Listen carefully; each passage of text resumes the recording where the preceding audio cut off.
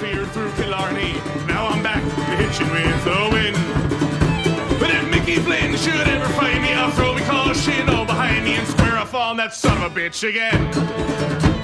He cracked open a river too, he beat me Sunday through and through, danced a jig over my unconscious frame. I won me healthy sheriff fights, well lucky son, still have me life since Mickey Flynn beat me dumb and lame.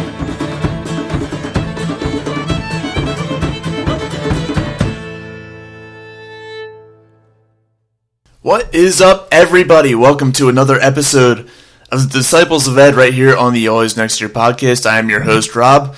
Tonight I am joined by Shane. How's it going? Super swell. Super swell. And by Steve. How's it going, Steve? Not so bad.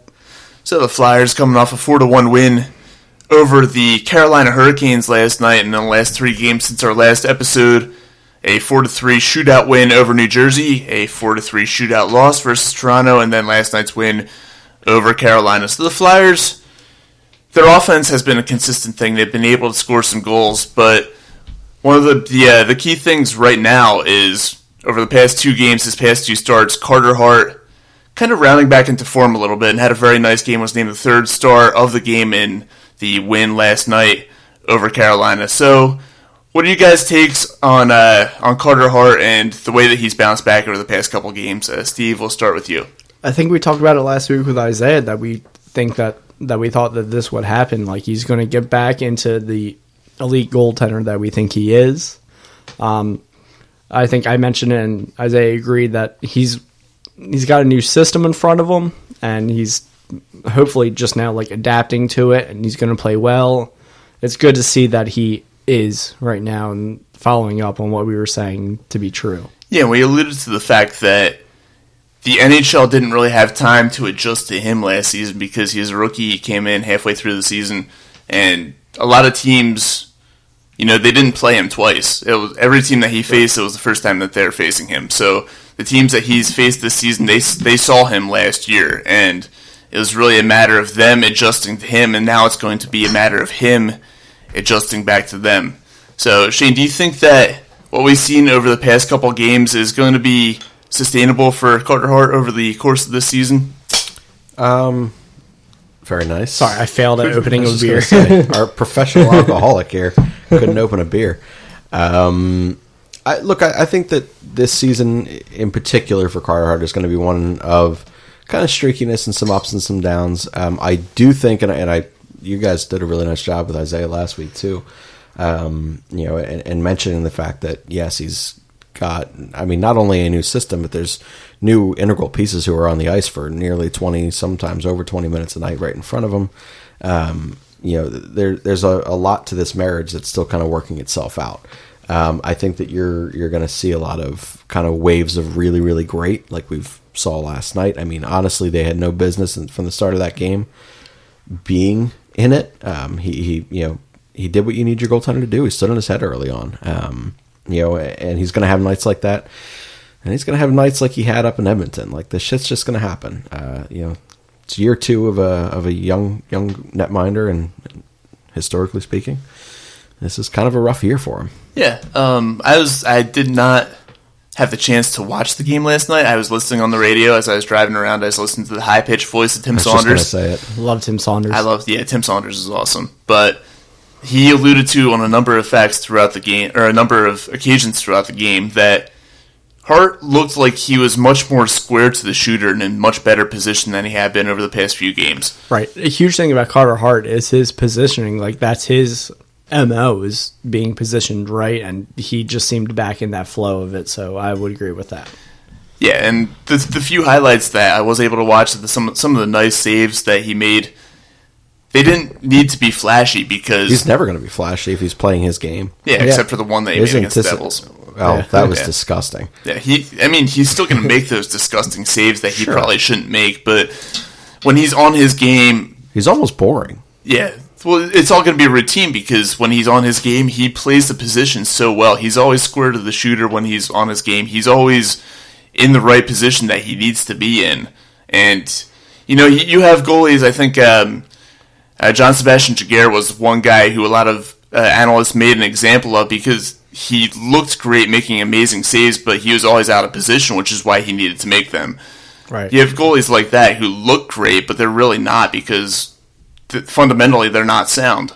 Carter Hart fundamentally is fantastic, and that's why he's going to be, like you said, a boring goalie because everything's just going to look routine to him. Yeah, I think and I do think it's incredibly impressive for a guy who's played, 35 games in net at the professional level, at the NHL level, I should say. The way that he can read plays happening and right in front of him and anticipate things and where he needs to go and understanding who's probably taking the shot on a 2-on-1, who's more apt to pass, who likes to go blocker side, who likes to go glove side, his anticipation and reads of these things. How is defenders going to block the 2-on-1? So that too, because last year, obviously, Andrew McDonald has never done it in his life. And then Niskanen does a very routine stop there in blocking and defending a 2-on-1, and everyone thinks he's the greatest defender on the planet because we've never seen it in Philadelphia here because we were watching Andrew fucking McDonald. Listen, are you forgetting Kimmo Timonen so soon? No, I should have said over the Hackstall era. Okay. There you go. Timonen was still there. What, the first year? The death of Timonen was still there. It was no, because he won a Stanley Cup in 14-15 with the Blackhawks. That was, and Hackstall came in 15-16. Really? Yeah. We traded? Yep. That ass series. So it was the second half of the apologize. season the year before? It was the Berube year. The Berube year is when I apologize. Timonen left. I apologize. Eric Gustafsson still never got a chance. Gus bust love for Steve. Oh, man. But yeah, Carter Hart's anticipation to plays is, makes him, and otherwise, like if you're a casual hockey fan and you tune into a Carter Hart start, you're like, all right, this is good hockey. For us, I get excited at the fact that he's always exactly where he needs to be when he's on. Yeah. Yeah, and as a sophomore player, he's going to go through the sophomore lumps that you talked about. He's going to go through the teams that have adjusted to him, but he hasn't had a chance to adjust back to them yet. But like you said, the preparation, the studying where guys are going to be on the ice, the studying the tendencies of his own defenseman and also the opponent, that's something that you don't see in a lot of players. That's kind of an intangible that Carter Hart has, and that's what's going to make him such a great goaltender throughout the course of his career, we hope, is his ability to be prepared for what's going to be coming at him every single game. 100% agree. And then he's got his routine, watching the water, fall and everything. Mm-hmm. Like visualizing before the game, sitting up in the Yeah, I will never forget. It was it was the home opener, I think. One of the analysts before was like, Carter Hart hasn't let up a goal in warm-ups. He might not let in a goal this whole game, and then he didn't.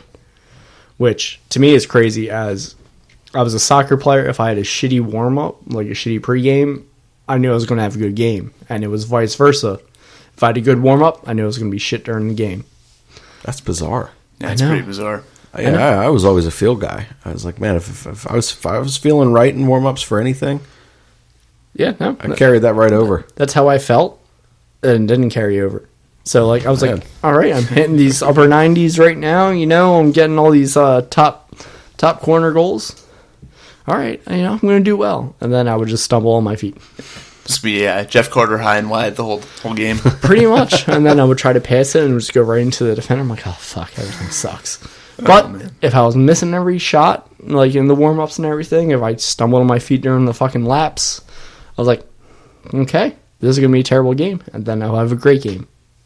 So, different strokes for different folks. Moral of the story.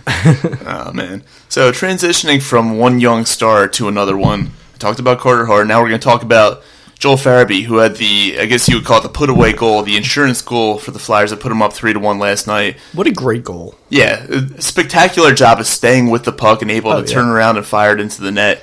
His second professional goal in his last 3 games. That's just like 14th by now. 6th, yeah. Yeah. And not counting all the ones that got called back in Chicago. Yeah. Yeah. Isn't that Jordan Wheel in his late season call up? Every single point, everything that he either assisted on or scored on, everything got reviewed. Everything was reviewed. Every single I thing. don't want to talk remember about that. it. I don't want to talk about it because I was so high on Jordan Wheel, and then We were didn't both work high out. on Jordan. And you know what? Even last night, Carolina was thinking about reviewing it because it was close to being offsides. Oh, yeah. So, But Rod Brittenmore's a smart guy. yeah. The bod. So Rob. the first, I think it's the first time.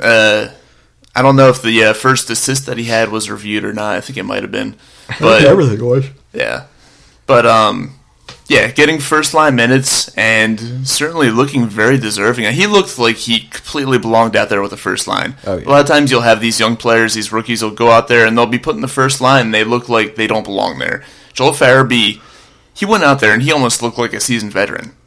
Joel Farabee is fucking legit. And I tweeted it last night. I said Joel Farabee's legit, and then I put in the gif of Hot Rod too legit to quit because he is. This kid looks like his hockey IQ is all the way up there. His offensive prowess phenomenal. Even defensively, he's blocking shots. He's in the right position. Everything about him doesn't say that he's not going to be good. Like, this kid is legit. I just don't know how to, say it any more than that. Everything he's done has been good and right. He's scored 6 goals in the NHL. 4 of them have been called back. No less. But they got him away from Kevin Hayes. He finally got his goal. It's true. Kevin Hayes And, is determined to not let that man have a point. Yeah. And again, like him, like you're saying, Rob, he absolutely did look like he belonged on that top line with Drew at center, and it was phenomenal to see. I would not be opposed to this kid killing penalties. Now I know I'm slurring, sorry. Only a matter of time. Yeah, they're backyard beers in football.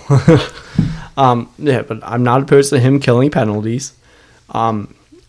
When they brought him up and immediately put him on the first power play unit, I knew they trusted him, and I was happy for that.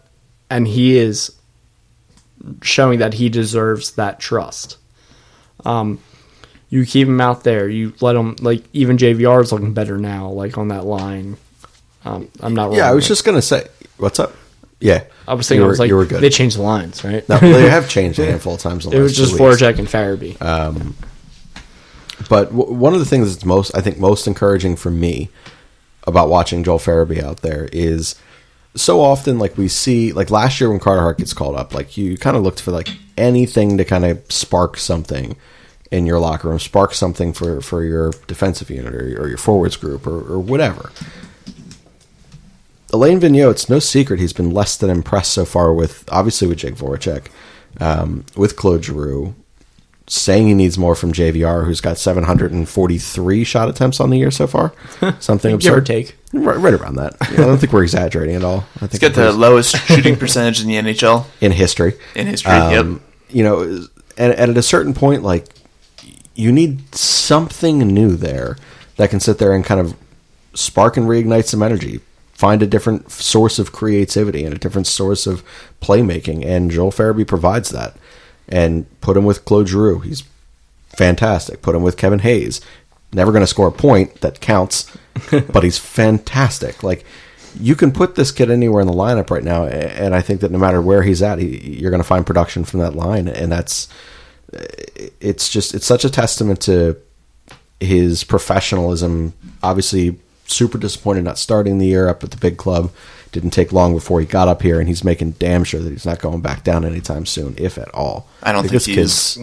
I think he's here to stay. legit. He's here to stay. You're welcome. Too legit to quit. Too legit to quit. So while we're talking about the young players, real quick, without looking, can you guys guess the combined age of the Flyers 3 stars from last night?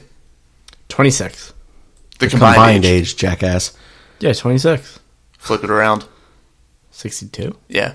What? You have a 19-year-old 3 stars, 3 people. Add 3 ages together. I was thinking average. I'm sorry. All right, so I was literally thinking average. I'm sorry. you get the 19-year-old Farabee, right? Yeah. You've got the 21-year-old Hart. 21-year-old Hart and the 22-year-old Konechny. Yeah. Oh, okay. Sorry. I was thinking. I got you. So the young talent You were is... thinking average and you went with 26? Yeah. That's way too high. 19, 21, and 22.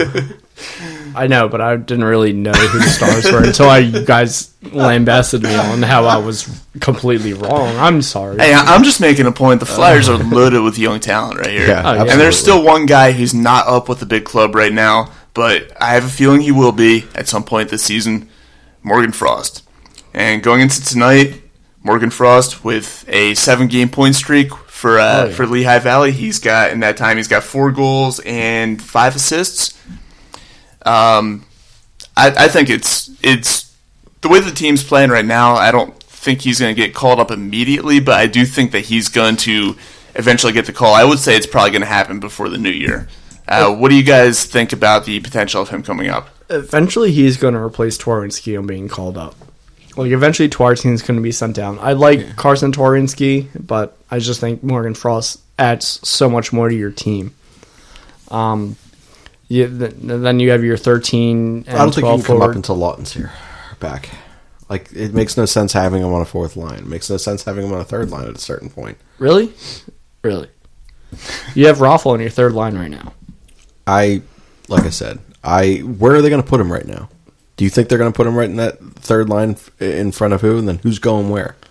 And then Raffle goes down, and then Twarinski goes to the Phantoms. Twarinski goes down with Phantoms. Yeah, it's what I retract that. I apologize. I was I'm in the same boat. I was so it's a shame, confused. 'cause I was confused for I like what literally. Twarinski brings to the team. I think he's a nice player who brings He's a some good call good. up, bring down, call up, bring down. It's just- Yeah. I love Carson Twarinski for that potential like call up, just your serviceable enough.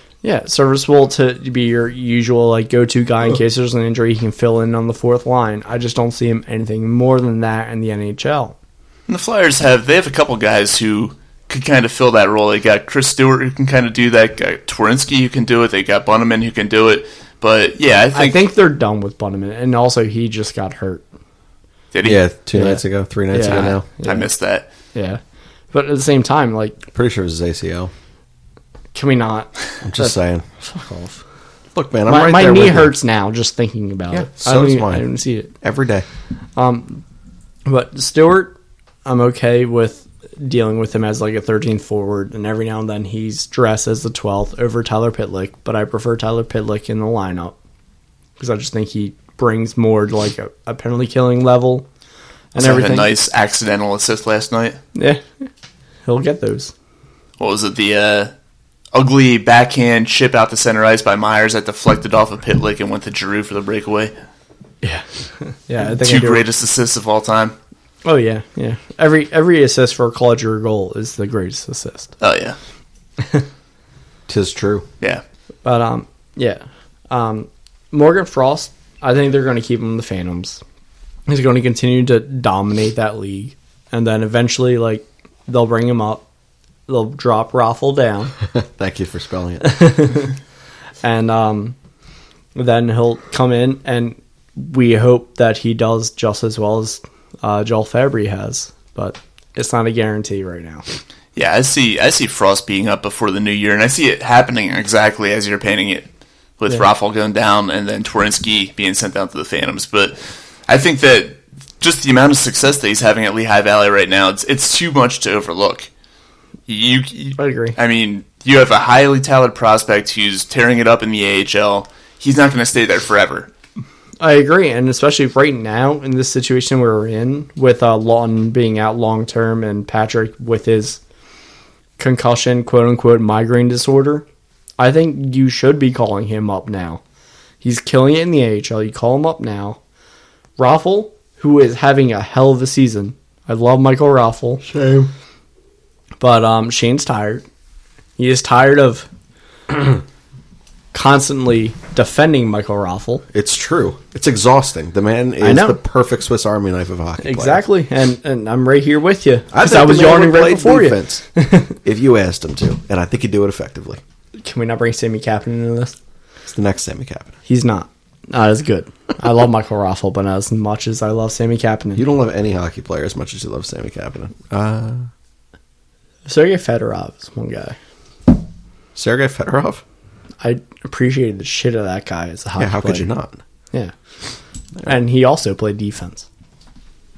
All right. Anyway, back to this thing.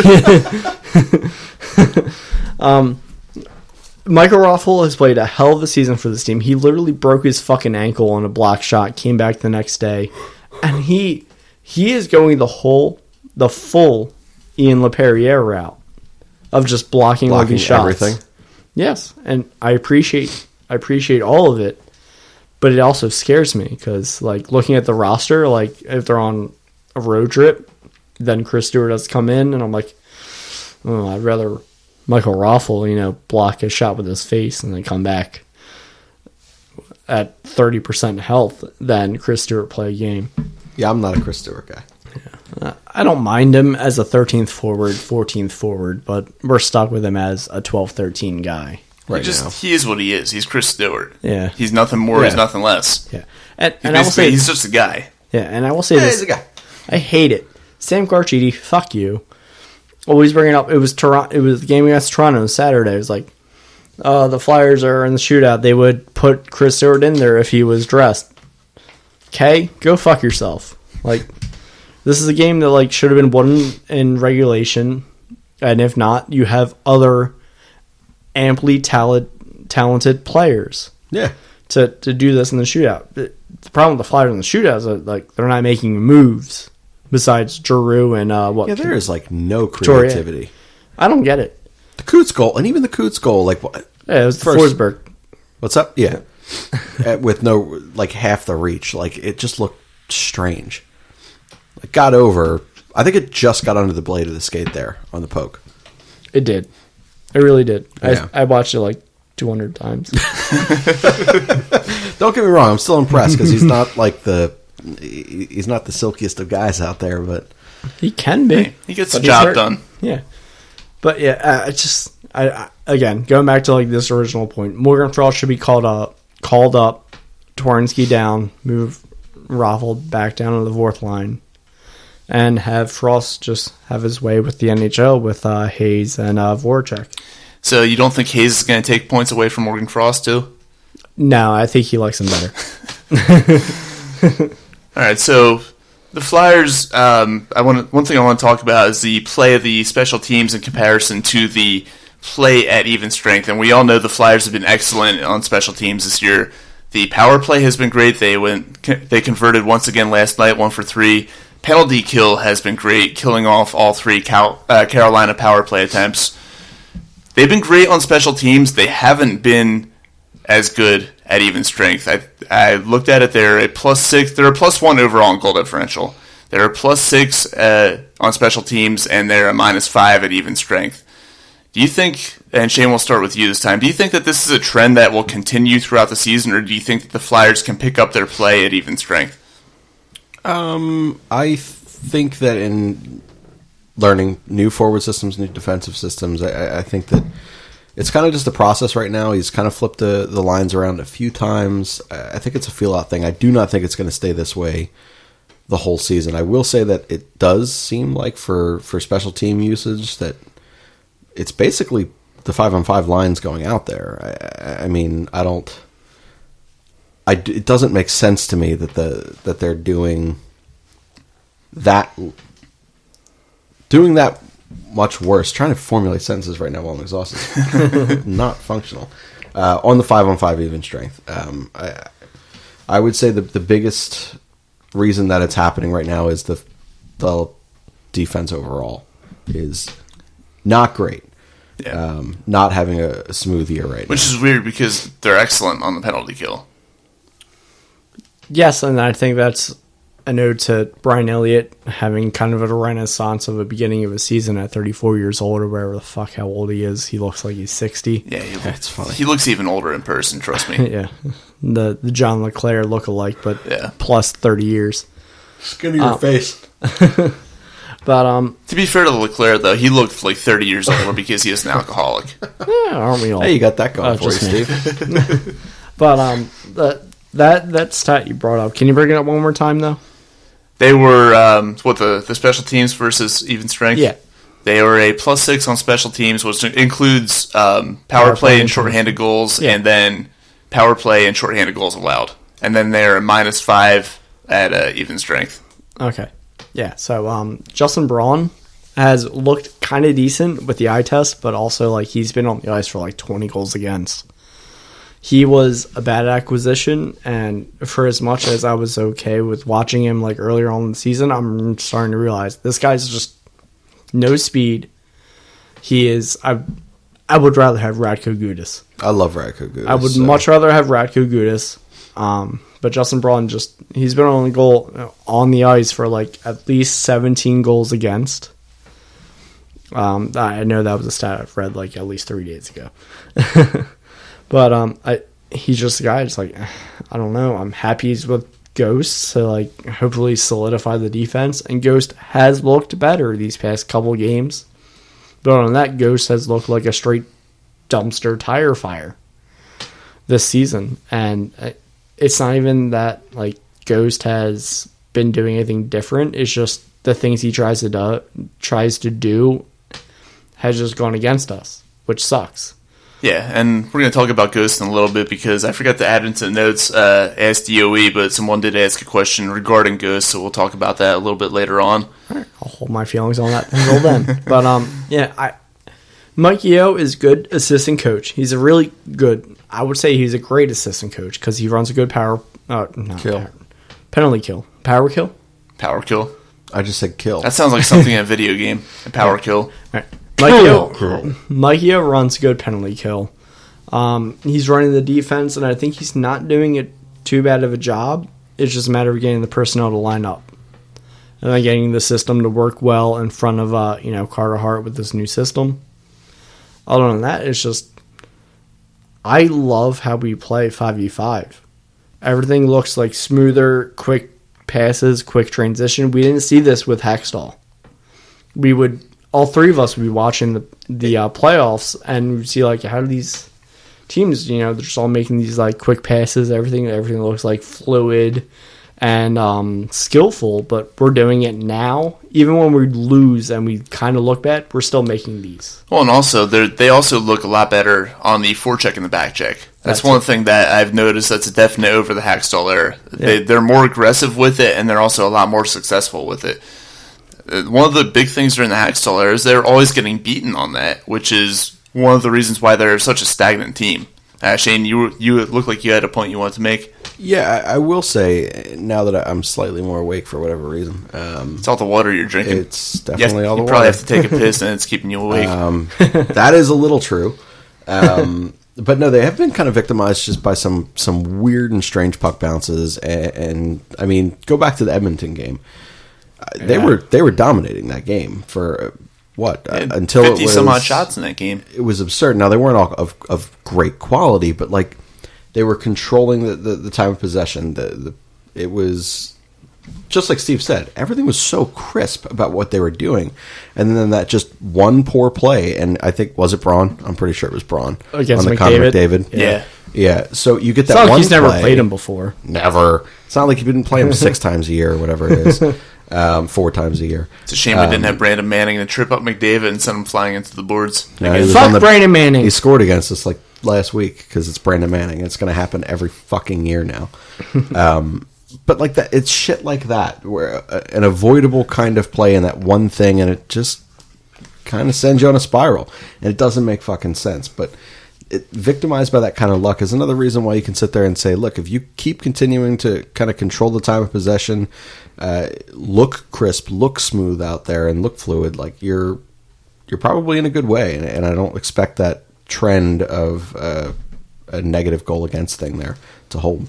Yeah, no, I'm in the same boat. I don't think it's going to hold up. Like you said, it's a lot of shit luck, a lot of bad bounces. One of the things that Tim Saunders and actually I think it was Terrian brought up last night. No, not Terrian. Coatsy. Coatsy's on the radio now. Drunk Coatsy. Yeah, drunk Coatsy, drinking his Amstels. Yeah, he mentioned that the Flyers were, I think, the best team in the NHL in terms of preventing shots. Like they have the lowest average shots against in the NHL. So that speaks to the defense actually playing very well, which leads me to believe that this increased goal total against them, it does have something to do with bad luck. And Carter Hart went through a swoon where he wasn't playing very well. Elliott recently has gone through a swoon where he hasn't been playing his greatest hockey. So some of it is on the goaltending, but Yeah, once the goaltending and once especially Carter Hart gets going, I think you're gonna see things level out in terms of the goal differential at 5v5 because the offense has played well. They've done their job. It's just been, the shit luck and a little bit of bad goaltending. So once that all gets sorted out, I think this team at even strength is going to be just as effective, if not more effective than they are on the special teams. All right, so we went over the last 3 games, and we'll preview the next 3 upcoming games, which are they take on the Montreal Canadiens at home, and then back-to-back road games, a couple tough ones at Toronto and at Boston. And guys, we can go through this. Just pick one intriguing aspect out of those 3 games. And Steve, we'll start with you. Out of the games against road against Boston and Toronto, and who are we home against again? Montreal. Which is tomorrow night. Oh, they have like 3 former Flyers on their team. They're like Nick Cousins, Dale Weiss, I think. Fucking Dale Weiss. But he's one of those guys he's bad, but he always manages to be on the team. Yeah, and we overpaid him. Kind of like Brandon Manning. Yeah. Now, I'll bring up Montreal because it's the Michel Therrien revenge game. So we can see our power play scoring 3. And we'll win 5-2. 3 power play goals. Okay. Yeah. I love it. What do you say the final score is? 5-2. Who's your standout star in the game? It's going to be Claude Giroux. Claude Giroux? Claude Giroux. The forever Claude rumored Giroux. Canadian. Yeah. But yeah, that's, Michel Therrien revenge game. Okay. Claude Giroux going back on the left wall for that game and getting 3 power play points. All right. Shane, what do you got for an intriguing aspect of these next 3 games? I'm going to go to the Boston one. I'm going to go to the Boston game because Boston has just been a city that I've loathed for my entire adult life, which is You and all of us. I know. But here's the thing. The Sixers have now figured out Boston. I don't fear the Celtics the way that I used to. And I think that now the Boston Red Sox, they took the last thing that they could have taken. They took Kyan Bloom from us, and that sucks. But I don't think that's going to matter. And I think this is where we begin that process of taking over hockey in that town. I know that they have been ridiculous. Pasternak has like 48 points or something absurd through like 12 games. He's not a human being. I looked at it today, he's on pace for 165 points this year. Not that he's going to maintain that pace, but he's going to be pretty damn good. He's absolutely disgusting. He's this year's Kucherov. Well, yeah. What did Kuch end up with? 130 last year? Somewhere around there. I can't even remember. I don't know. Except Pasternak's more of a goal scorer and Kucherov's more of an assist guy. But still. Still, I mean, regardless, you're putting that many points up in 2019 year of hockey is crazy. But I don't know what it is. Yeah, I think that we talk so much about them being victimized by some not so great luck. It seems like if they make 3 mistakes a night only, that those 3 mistakes are being capitalized on, and then chalk up maybe another play or 2 where their opposition just made really good plays and like they're going to score goals. And it just feels like there's got to be a game where we get the breaks, and maybe we don't have to work quite as hard, and we don't need Farabee to go out there and score 6 goals that are all overturned because Kevin Hayes can't find a skate. I think that's going to be the game where it happens. It's in Boston. Like I said, Pasternak's going off. I actually see this being like a very, very high scoring, fun game. I would not shock me if Brian Elliott starts that game. It is the second half of a back-to-back. Yeah, so I see us winning 6-5 or 6-5, 7-6, something absurd. But that's what I'm going with there. You see, I actually have Brian Elliott starting the first half of the back-to-back up in Toronto, but I see the Flyers coming out. Since you guys went with the Canadiens and the Bruins games respectively, I'll go with the Toronto game. I think the Flyers go out there, and I think they blow them out, honestly. I think they go up there, and I think they win this game like 6-3. Because, I love it. Yeah, I mean, Toronto, they're a talented team, but for some reason, I don't see them ever getting it fully together under Mike Babcock. 5, 6 wins. Is that because Dave Haxall's their assistant coach? Yeah, and also hilarious. because, in the words of Oh, never mind. They have 8 wins on the season. Didn't realize that. in the words of Mike Commodore, Mike Babcock is the biggest fucking fraud in hockey.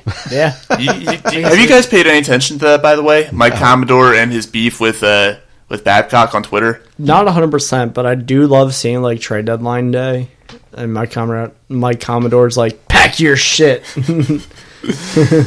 Oh, man. It is hilarious because he does it in all caps and everything. Well, apparently when Commodore, and getting a little bit off track here, apparently when Commodore played for Babcock in Detroit, he claims that Babcock pretty much ruined his career by never playing him. Like, I could see that. pretty much devalued him as a player and like kind of killed any future contracts they could have had. So literally every chance he gets on Twitter, when something comes up with Babcock, You can't say Commodore's- Babcock today. yeah, I really can't. I'm struggling with it, but yeah, every Break it on the time, job. every time Babcock comes up in the news for some reason, There you go. Commodore is all over on Twitter calling him a fucking fraud, calling him a fucking dipshit, calling him all kinds of. He's such an underutilized. Yeah, I love it. he's using every single swear word known to man to talk about Babcock. I mean, It's pretty hilarious if you pay attention to it. to be fair, To be fair, Mike fair. Babcock really only won Stanley Cup because he had like Lidstrom and he had that great 08, 09 Red Wings team. Yeah, so I'm actually agreeing with Commodore that Babcock is a bit of a fraud of a head coach. Ever since I called you out not being able to say it, you've hit it every single time. I just needed to be called out. That's it. But, I mean, I go back to the offseason before 15-16 when it came between Hackstall and Babcock to coach the Flyers, and at the time the Flyers made the wrong hire. Yeah. But in the long run, I think it's paying off because right now we have a better coach. AV is a better coach, in my mind at least, than Babcock is. And going back to what I was originally talking about, I think that shows out on, what is it, Saturday night that they play? yeah, first of 2. Yeah, Saturday night up in Toronto. I think the Flyers go out. I'm predicting 2 goals from Konechny, jumping into the team lead over Lindblom. I'm predicting Elliott and net and a 6-3 Flyers win. Love it. We got a lot of goals being scored this week by our Flyers. Yeah. Hey, the Flyers' offense has played well this year. It has. Aside from the one game in Pittsburgh where they only had 1 goal. Well, Everything went wrong then. that Couturier Lindblom connecting line is just straight up perfection on ice. It's literally sex on ice. Yeah. Because I think that was your exact text to me. Yeah. They are literally, like, they complement each other so well. Like, Lindblom, not the fastest skater. Couturier, not the fastest skater. Konechny, maybe the fastest skater on the ice. And he gets where they need to be, and all 3 of those combined, their hockey IQ is over, like, 1,000. Yeah. And they just read each other so well, and then they get the passes to each other, and then They might be the most fun line to watch on the team. yeah, They are they are the most all-around line I think I've seen since, like, maybe 2004. And that was probably, like, the Primo Kapanen, even Donald Brashear line. That's pretty impressive. I might even go back to the Legion of Doom. Yeah. That's fair. But one question that stands out, and we kind of glossed over by saying that they're going to split the back-to-back, but does Carter Hart go back to getting the majority of the starts for the Flyers, or do they continue to platoon for the time being? Steve, we'll start with you. Double tune. They will platoon for the time being until Carter Hart really shows that he is back and ready, and then he'll start taking it over. So, like, for the rest of the month, I think they platoon, and then I think Carter Hart really takes over. So for the short term. Yeah. All right. Shane, what do you got? I think they're going to ride the hot hand almost all year, honestly. So long as Elliott doesn't look like he's, battling any type of health concerns or age concerns, because he is, a senior citizen now.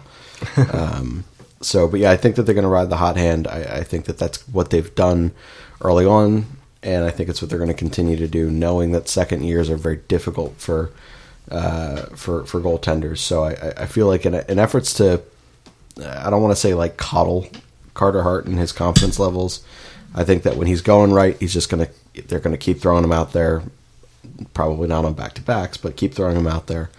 And if he's not, I think they want to protect the kid and, don't put him in a position to not succeed. So Yeah, and I'm of the same train of thought there. I think they do ride the hot hand, but my confidence level in Carter Hart is still relatively high, not just because of last night, but because of the kind of goaltender that he is. So I think that eventually, because of that hot hand philosophy, he's going to play well enough that he gets the majority of the starts. So it'll be, we're going to see some occasions where it's platoon, where maybe he's going into a little bit of a funk and Elliott's playing better, but by and large, I think Carter Hart's going to be the guy throughout the remainder of the season. Agree with that. So one thing that I couldn't help but notice, watching the highlights of last night's game, loads of empty seats at the Wells Fargo Center, and then I went online to check the attendance. It was like 16,000 and something. And right now the Flyers are ranked 22nd in the NHL, albeit small sample size, not a whole lot of home games yet at the Wells Fargo Center, but they're ranked 22nd in the NHL in terms of filling the percentage of the capacity filled at the Wells Fargo Center. They're averaging just over 17,000 a game, which is really low for Flyer standards because normally, ever since they've opened the Wells Fargo Center, they've always averaged over 19,000. And actually, the crowd last night was less than 17,000, one of the smallest crowds ever at the Wells Fargo Center. So, guys, what do you see as being the reason for early season low attendance for the Flyers? Shane, we'll start with you. what's the average ticket price now? I think you went over that like last week or 2 weeks ago. I don't know exactly what it is. I did look for I think it was the Dallas game, and those bleeds were like $45. Yeah, so I mean, that definitely has something to do with it. They've obviously been making a lot of upgrades to the second level there. It's a business. If they're going to make those upgrades, and they're great. I mean, it looks beautiful there. Steve has a personal bathroom there between 219A. So like they've done a lot of really good things, but I do think Philadelphia's a really hard market to. I don't want to say to get people out because we'll go out for damn near almost anything, but it is hard early in these seasons to justify some of those costs for hard working class kind of people. I think that's the biggest thing is the price of these tickets. I don't think it's a reflection of this team. I don't think it's a reflection of Alain Vigneault and that hire. I don't think it's a reflection of Chuck Fletcher. I do think that as guys like Joel Farabee are continuing to get ice time the way that he has and making plays the way that he has, if your Morgan Frost gets called up by the new year, as you said, Rob, these kids on the ice are going to put asses in seats. It's just a matter of time. And you've also got to factor in that right now they're competing against arguably the best team in the NBA, definitely the Eastern Conference 76ers, who are playing the same arena, filling those same seats, and also competing against the first love of Philadelphia, the Eagles, until at least probably January. So they've got that going against them, people spending their money on those two teams as opposed to spending it on Flyers. So I think that's a factor as well. Steve, do you have any thoughts on this? Yeah, I do. It's a strange thought, and it's really out there, but sports gambling is legal here in Philadelphia now. And so you're saying they're spending more time at the Park Sportsbook or Sugar House or something like that? As opposed in a to way, yes, but they're also like the World Series was just happening and everything with that, with football happening. Everybody's like betting on this and then probably staying at home and watching these and in-game live betting. Either that or they gambled all their money away and can't afford tickets. That too. And That's also, us. The prices have gone up. I understand why the prices have gone up. I really do like the renovations they've done. That was the word I was trying to think of, and you're the drunk one. Fuck, I'm tired. What, renovations? Yeah. You're drunk on water over there. Drunk on something. He's just exhausted. He's finally got a job again. Yeah, I forgot what it was like to human. But yeah, like between that and then also people staying at home watching their bets happen live. Mm-hmm. I know the Wells Fargo Center has two betting kiosks now. Like maybe that doesn't help it in a way, but also this is a fan base that witnessed the fucking Craig Berube and Dave Haxtell eras of coaching. Yeah, which were just forgive us for trust issues. It was straight fucking boring. Like the home opener, I assume was sold out. I was there. Yeah. Yeah, that's We the saw only that. one that was over 19,000 this year. Yeah. So after that, we're like, yeah. What is I the can- seat now? 22? It seats like 19,500 for hockey, and it's like a little over 20,000 for basketball because of those added seats that you can have. Yeah, that makes sense. But like now, I think it's only what, November now. Yeah. Like that's gonna go up. And historically, the Flyers have struggled to draw a little bit in the first month or so of the season. It's usually around December where they start to see an uptick in attendance. Yeah, and that makes sense, And so I think we'll be going back to those near sellout crowds again, especially if they continue to play well, like we are seeing, and exciting. A team that's actually exciting to watch again. Yeah. Because it's been, like 8 years since we could actually watch an exciting Flyers team. Yeah, it's been a long time, and it's good to see that positive days are finally on the horizon again. Yeah. But, just as someone, growing up in the 90s and the early 2000s and having constant sellout crowds just about every single night watching the Flyers, it's a little bit, kind of off-putting to, over these past couple of years, see more empty seats gradually at the Wells Fargo Center. So, Yeah, and that's something I would, again, blame on the coaching. Like, they're bringing in a very boring philosophy, boring strategy, and boring system. Like, yeah, and I would go into a fucking Dave Haxtell-led team and be like, okay, all right, we're up 3-0. Now we're just going to sit on this lead, and now I guess I'm going to go get a hot dog. yeah, Pretty much, because there's on. nothing else to do for 3.5, 4 years. Yeah. under Dave Haxtell, let's be honest. Under Dave Haxtell, the team was so boring that home games, the Wells Fargo Center was basically the public library of South Philadelphia. Basically, yes. Yeah. It's why they started that goddamn woo chant from Travis Konechny. And Yep. it's Worst fucking chant in annoying sports. as shit now. And even more annoying because you could hear it throughout the whole arena because nothing else is going on there. There was nothing else to cheer. And it's the most high-pitched motherfucker in the group yelling it. Woo! And it's Sorry. always... Yeah. I'm sorry. Oh my god. I had more than a few occasions where it was the person sitting right in front of me who was doing it, and I am Oh, man. I very- apologize for your eardrums. I'm very, very fortunate to have enough restraint to not just fucking sucker punch the guy right in the side of the head. Go Todd Bertuzzi on his ass. Alright, well, real quick, we're going to knock out some quick around the league stuff right here. Just one interesting storyline. You guys are pointing at each other right now. us off. Neither of you wants to tackle this. No, he was just pointing at me. I was like, wait, what? But yeah, continue. Okay, so what do you guys have as, and Steve, we'll start with you, and just one interesting storyline from around the NHL that you want to expand upon a little bit? Fuck, no, start with Shane. Where the hell you want to start? He pointed at you first. I know, So but I wasn't prepared for it at all. All right, fine. So there was an article, and we'll go kind of along the line with Rob, what you were talking about with your Saturday night pick for when the Flyers go up to Toronto. So there was an article on. Well, shit, I can't remember where the article was, but it was on. Let me see if I can find it real quick. Hold up. But it was on Austin Matthews potentially scoring 50 goals and then missing the playoffs. And I think it's a really real possibility. They're like, I just looked at their record. They're 7-5 or 8-5 right now. 8-5-3, I think they are right now. And which is fine. But nothing about that team works for me long term.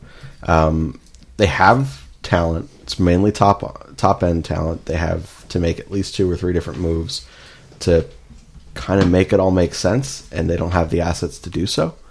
So I'd be curious to sit here and see how another team could potentially be wasting a superstar just not in the playoffs, and it's not good for hockey. Like, they got to find a way to, and hockey's always better if Toronto's in the playoffs. It's just what it is. It's the same thing as basketball. Basketball's better when the Knicks are in the playoffs. Like, when your major market teams are in the playoffs, it's a better product. And if one of the league's superstars, albeit apparently not a great person, in Austin Matthews, If he goes out there and puts up a 50-goal season... Listen, Austin Matthews mooned someone with his underwear still on. So that means he's a good guy because he kept his underwear on. He should have taken his underwear off to be a great guy.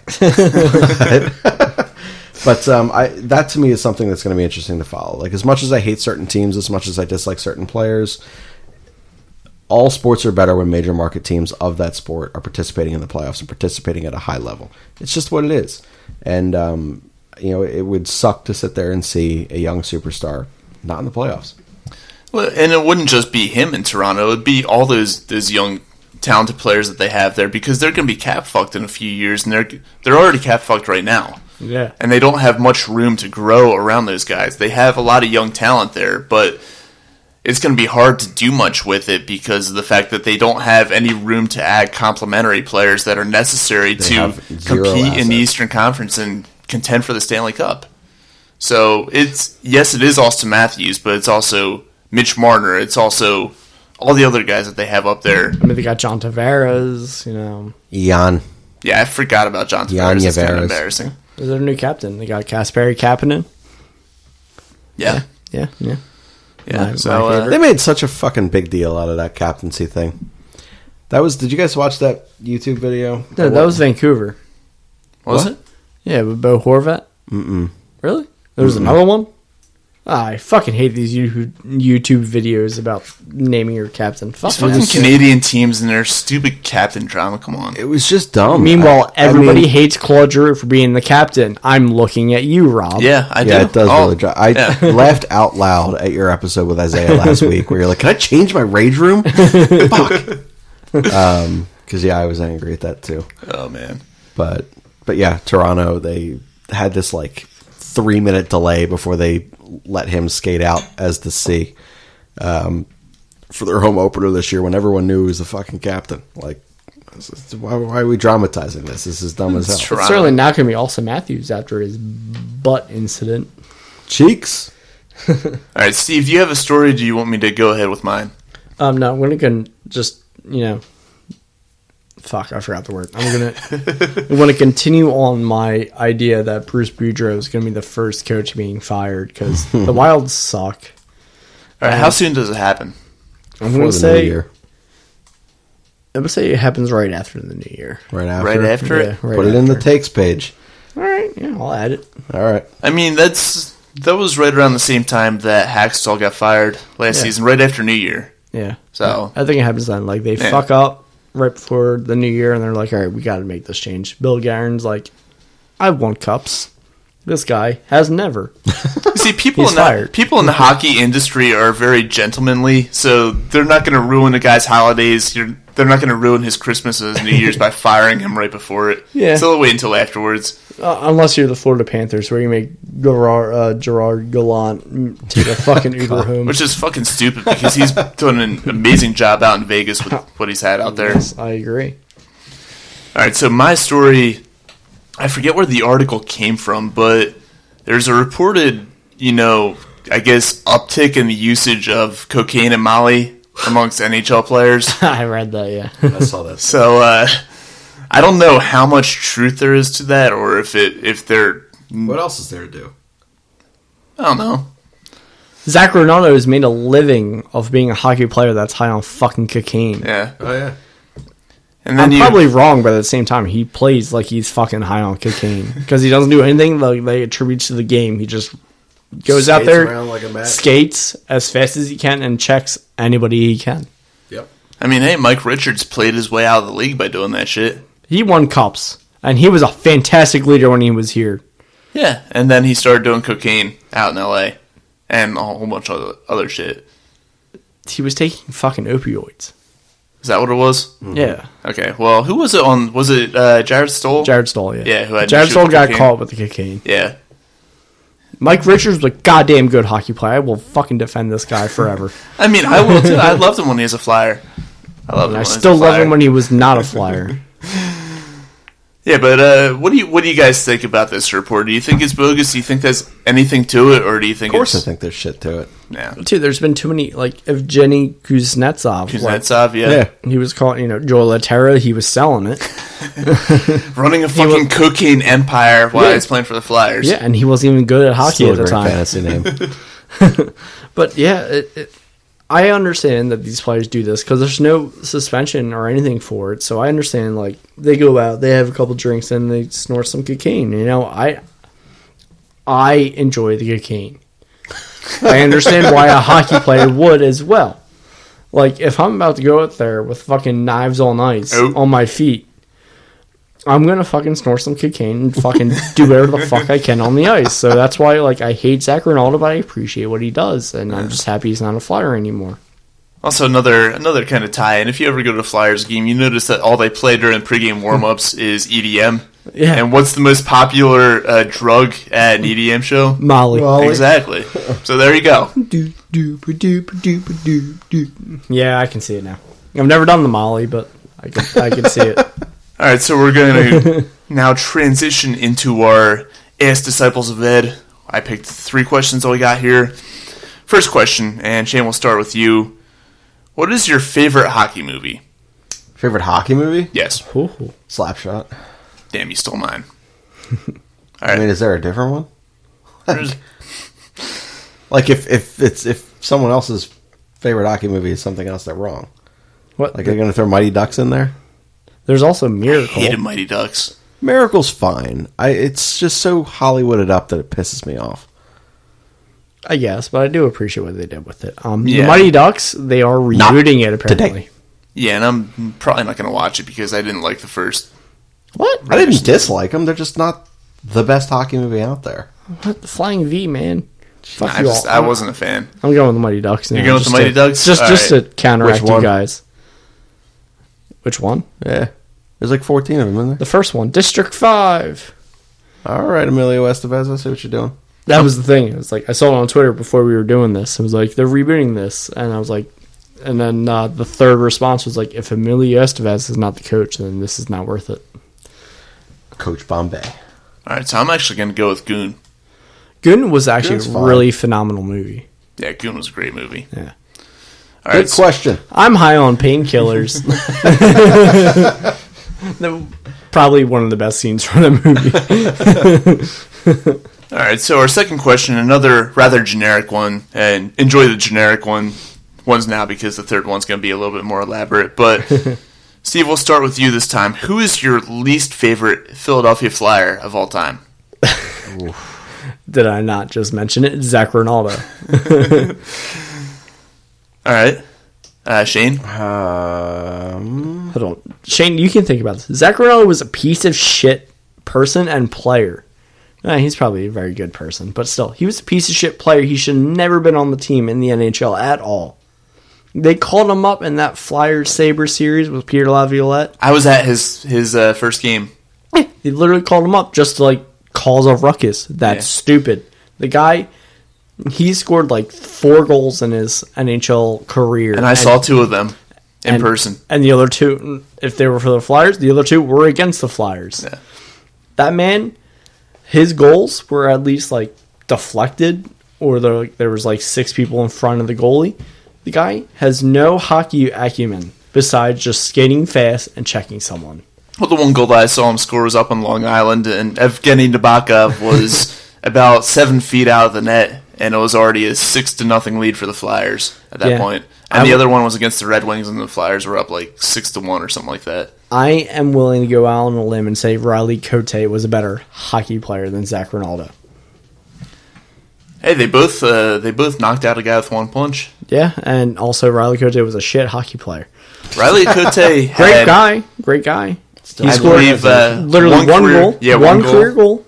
But I'm willing to take Riley Cote on my team than Zach Ronaldo. Oh, yeah. So would I. He seems like a more stand-up person, too. Yeah. Just let him get his hemp juice. Shane, you've had enough time to think now.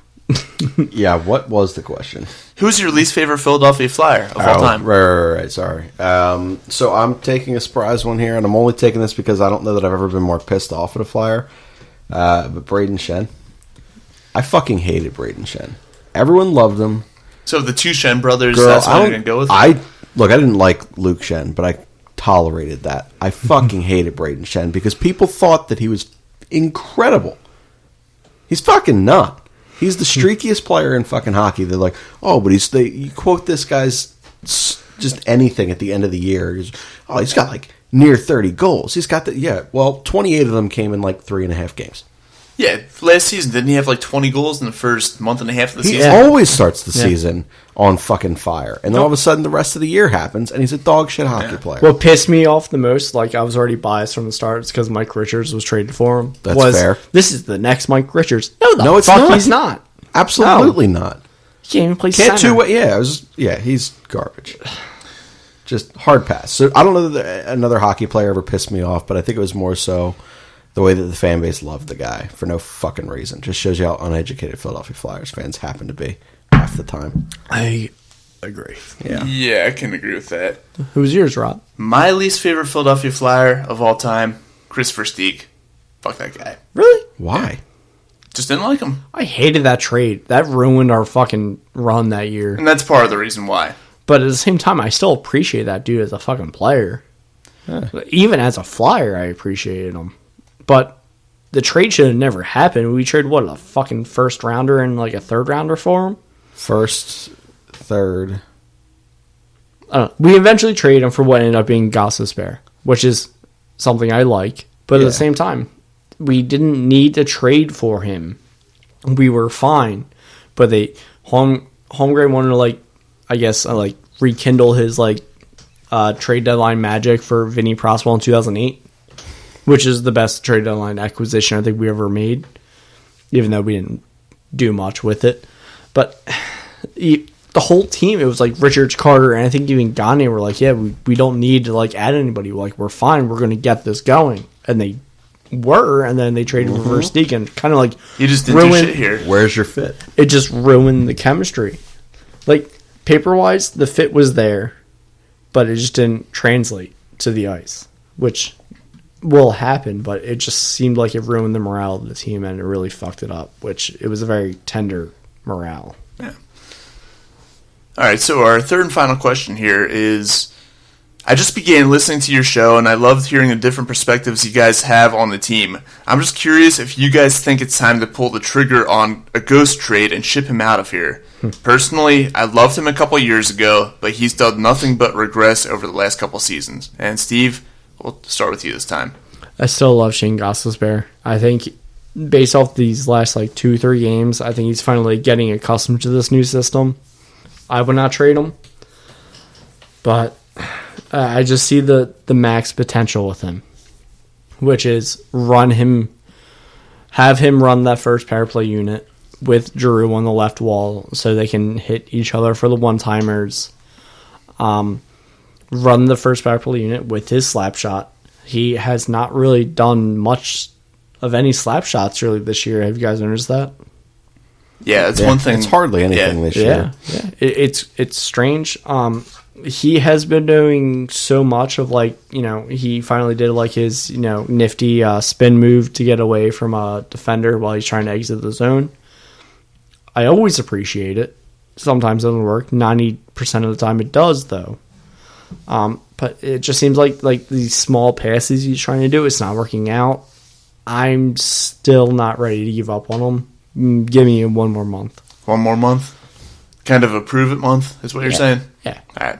Shane, what do you got? Give him November. I think that he is, for the money that he makes, and for what you can get out of him as an offensive-minded defenseman, I'm all for him.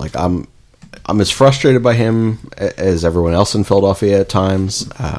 But overall, not unlike Steve, there is such significant upside there. And we're not having this fucking conversation if the rest of the defense is fine. It's just not happening. Steve, you mentioned it. I don't know if it was on show or before show, but Niskanen has certainly played pretty good hockey. Braun, less than inspiring hockey. Sanheim, iffy. Who the fuck am I missing right now? Haig was okay, but he's Haig. Sam Morin was fucking Sam Morin. Myers was up for a bit. I think Myers has earned himself a full-time job, though. I hope so. Yeah, he's played pretty well. But my point is, like, when there's that much inconsistency on both sides of the ice from your defenseman, someone's got to be the punching bag, and right now it's Shane Gostisbehere. And I think it's unfair. And I just think that he's just forever going to be the punching bag here in Philadelphia, so long as his tenure is here. Unless he's putting in 19 goals and 50-some assists again for another 68, 72 points, however, whatever he had that year. Like, he's just going to be the punching bag. So find a way to utilize him. Let him double up on the power plays. Put people in the right fucking position to allow for him to get clean passes for that one-time slap shot. I think that's a big thing. When you put Claude Giroux on the other side of the ice, it's not a natural one-time pass, and he was his main feed. So that drives me crazy. But I'm like him, man. I'm not like Steve. I'm not ready to give up on Ghost. I think he's there. Yeah, I'm going to take the opposite stance here. I'm ready to. We already knew that. Yeah. Rob actually wrote the question. All season, you're all about trading them. These are all legit questions I got through Twitter. But yeah, I'm ready to move on from. I've been ready. I just think that what we saw from him a few years ago when he had that big season, it was kind of a great breakout year, but he also plateaued at the same time, and he has indeed regressed over the past couple of seasons. I don't see him being any better than what he has been the past couple of seasons, but I do see the potential to still sell some teams on what he could possibly be. So I think that you could still get a good return for Shane Gostisbehere if you do decide to put him out there on the trade market. Just because of that contract and the offensive output that he could put out there, yes, he could garner a decent move. But it's not the move for me, man. I'm not there. Me neither. Yeah, I don't love Provorov on the power play. Sanheim's fine. I would like to see Myers on the power play at some point, but we'll see.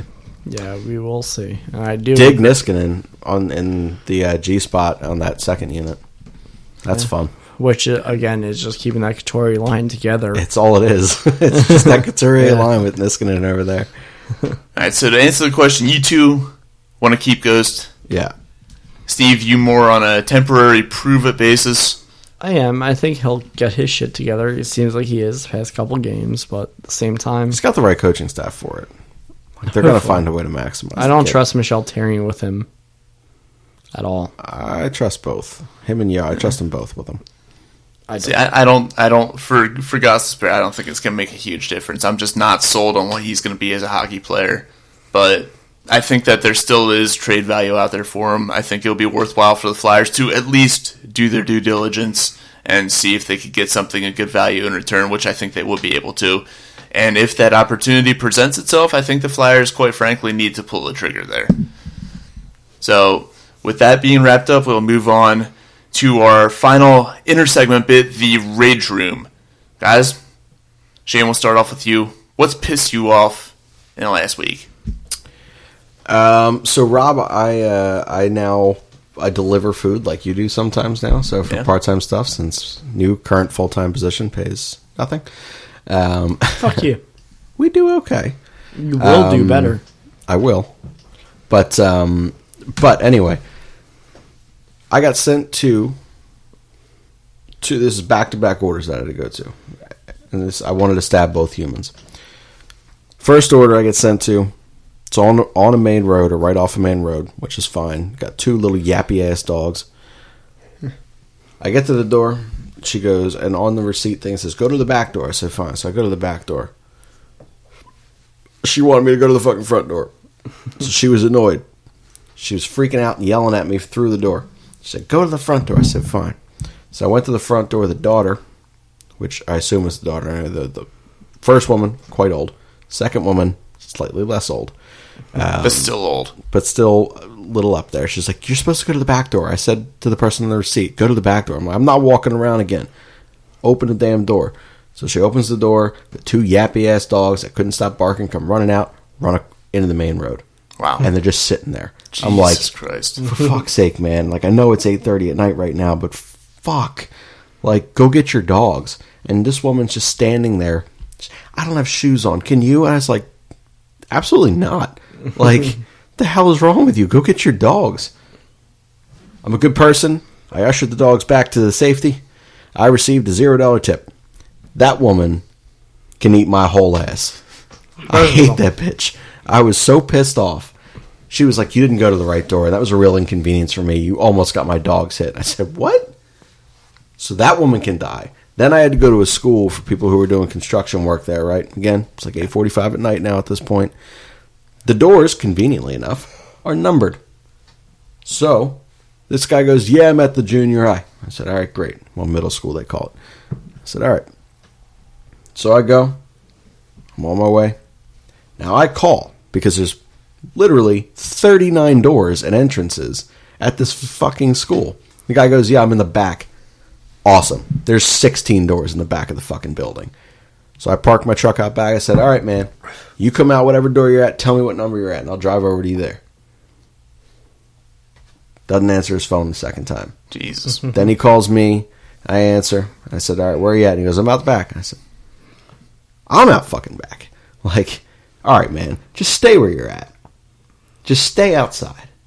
So I go, and I start walking around the whole fucking school, not knowing where this guy's at. I end up back at the first door again, and I call. And I'm like, dude, I don't know where you're at. I was like, you pay by card.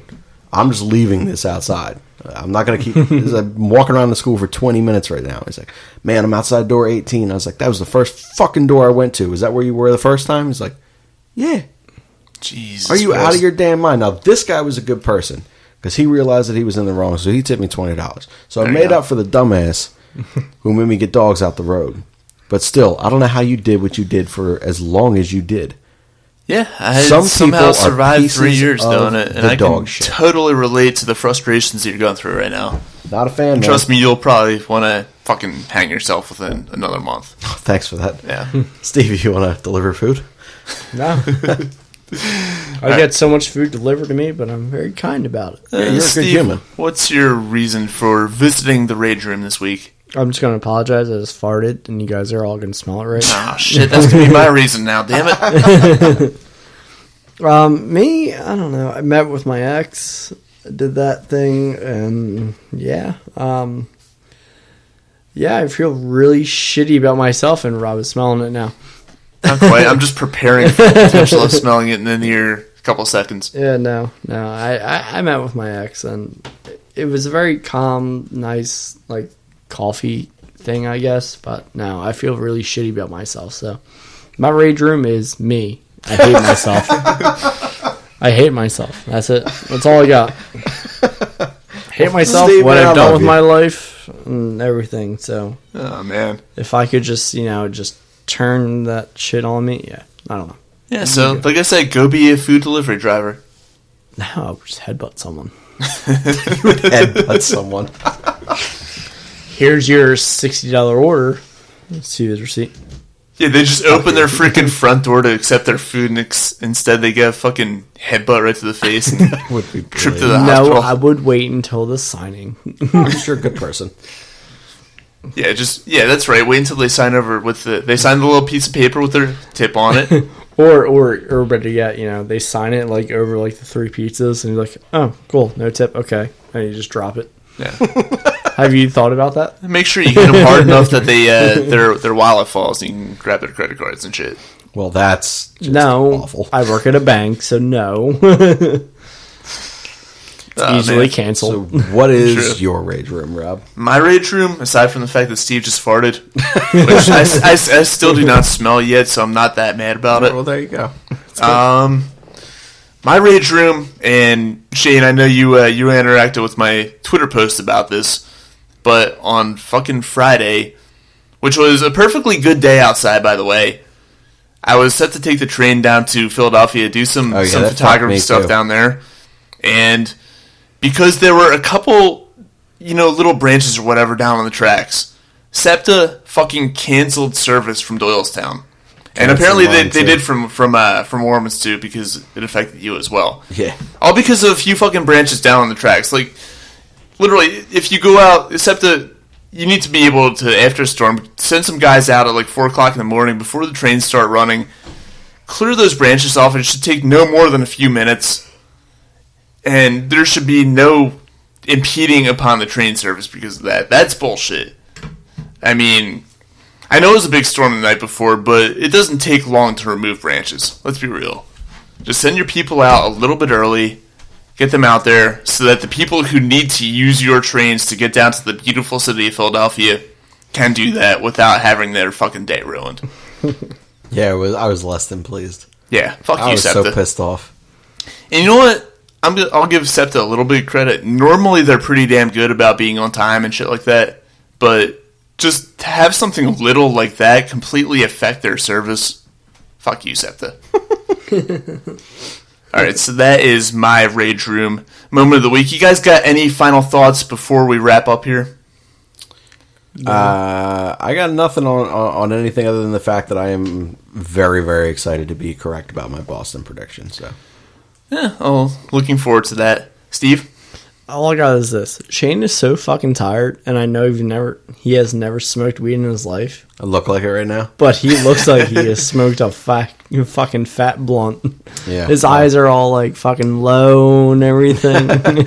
It's actually hilarious from my point of view. Thanks, man. I appreciate You know what? it. I think that Shane needs some food. And the place It where would he help. should go to get that food is Just Food. You can reach them at 215-794-FOOD. They're located in Buckingham Green, also a location at Delaware Valley College. Treat yourself, take it home. They got so many great food options there. Go in there, visit Asian Rob. Tell him that we recommended you, that we recommended a visit to Just Food. Once again, that is Just Food, 215-794-FOOD. That'll wrap it up for tonight's edition of the Disciples of Ed on the Always Next Year podcast. You can find it on Twitter at Disciples of Ed. You can find the podcast on Twitter at ANY Podcast. You can also find our personals. I am at radio_Rob. Steve, where can we find you? At Schmitty324. And Shane? At Shane_Mead. Also, don't forget to subscribe to us on iTunes. Leave us a fucking review. We need more of them. Give us a rating. Also, subscribe to us. Listen to us on Spotify, Spreaker, Stitcher, Stitcher. Yeah, basically wherever you can listen to a podcast, we're there. Also, you can find our website, as I am finally catching a whiff of Steve's fucking fart, and it was nasty. That was the second one. Jesus Christ, Steve, you were a murderer with those things. I know, I'm sorry. Oh my god. Anyway, you can find us online where I'll be writing about Steve's farts at www.alwaysnextyearpodcast.com. Once again, thank you for listening to this episode of the Disciples of Ed. We'll be back with another one coming up. Well, I'll be on vacation next week, but maybe they'll take care of it for me. If not then 2 weeks from now. A fighting man I used to be, revered and feared through Killarney. Now I'm back, hitching with the wind. But if Mickey Flynn should ever find me, I'll throw me caution all behind me and square off on that son of a bitch again. He cracked open a river too, he beat me Sunday through and through, danced a jig over my unconscious frame. I won me healthy sheriff fights, well lucky son still had me life since Mickey Flynn beat me dumb and lame.